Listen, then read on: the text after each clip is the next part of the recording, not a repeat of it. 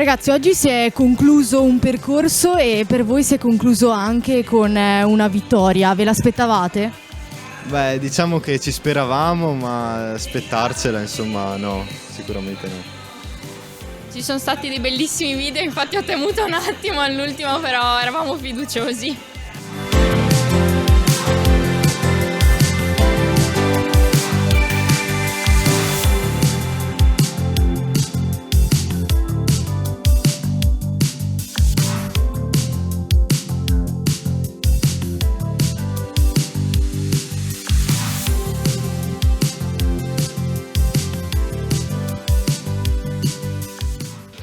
Stiamo vedendo i lavori che i ragazzi hanno fatto e c'è un'evoluzione anche tra l'anno scorso e quest'anno, non solo nell'organizzazione ma anche nell'interesse, nell'allargamento di questo corso a più scuole.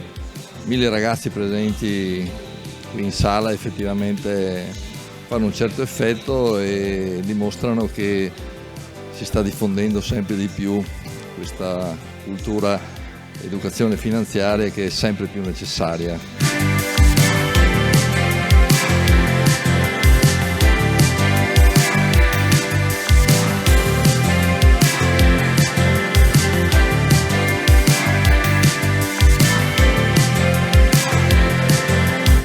Insomma, Education lo rifareste?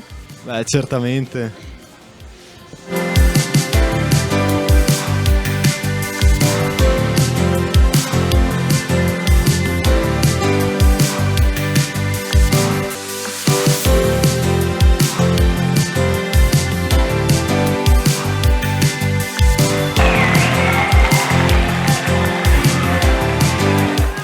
Certo, veramente ringraziamo IRECOOP e tutto il sistema delle banche di credito cooperativo del territorio per questo grandissimo progetto che dà una misura di che cosa può essere la scuola oggi. La scuola deve essere il luogo in cui gli studenti e le studentesse imparano la loro libertà, imparano ad emanciparsi, e questo passa anche attraverso una corretta consapevolezza di che cos'è il denaro e di come si gestisce, perché in ultima istanza sapere come si gestisce il denaro vuol dire anche saper gestire il proprio tempo.